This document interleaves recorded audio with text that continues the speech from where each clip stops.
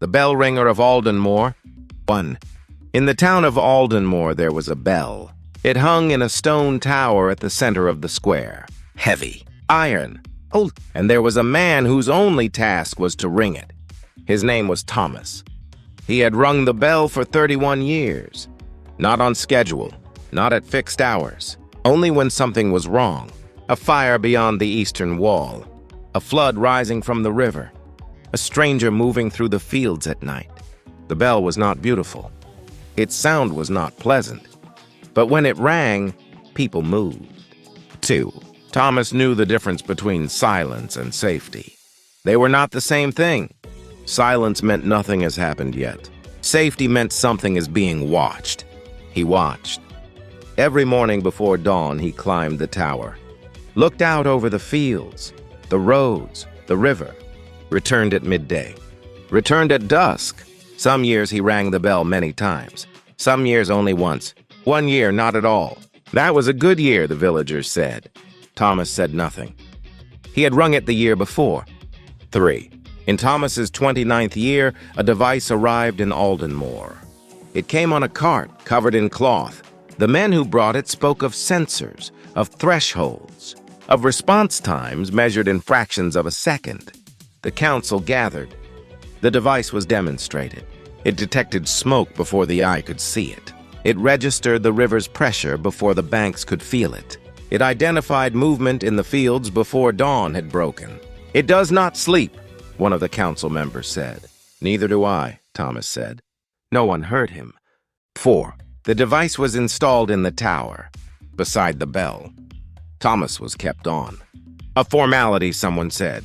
A tradition? The council voted 6-1 to retain his position. He continued to climb the tower each morning, continued to look out over the fields, the roads, the river. The device watched with him. Faster, wider, without blinking.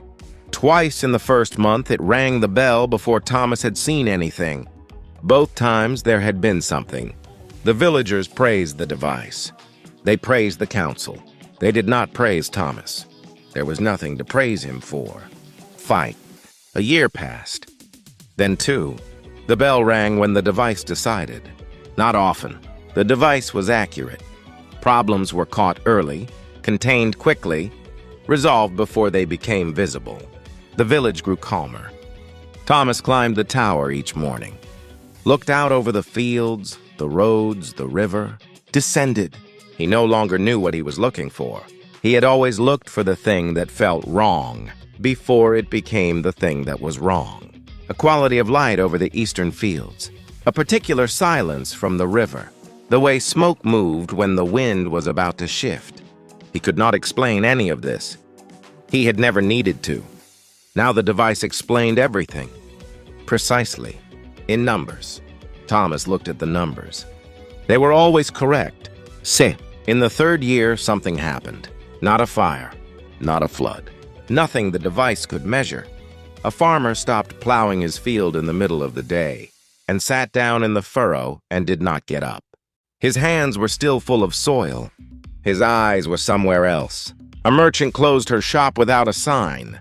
When her neighbor knocked the next morning, she came to the door, looked at him without recognition, and closed it again. 3 young men left the village before dawn. No one saw them go. No one heard them say goodbye.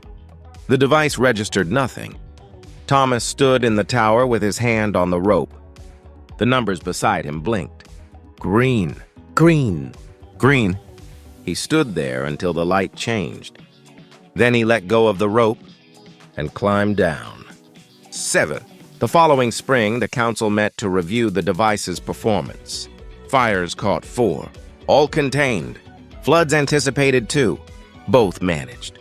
False alarms 0. An exceptional record, the chairman said. The members agreed. Someone asked about Thomas. He's still in the tower each morning, a member said. Does he serve any function? A pause. He seems to think so. They moved on to other matters. 7. Thomas rang the bell once more before he died. Not for fire. Not for flood.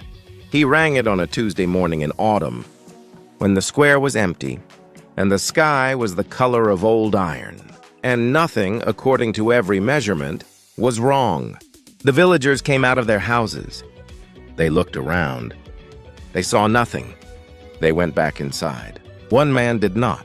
He stood in the square for a long time, looking up at the tower. Thomas had already descended. He did not explain.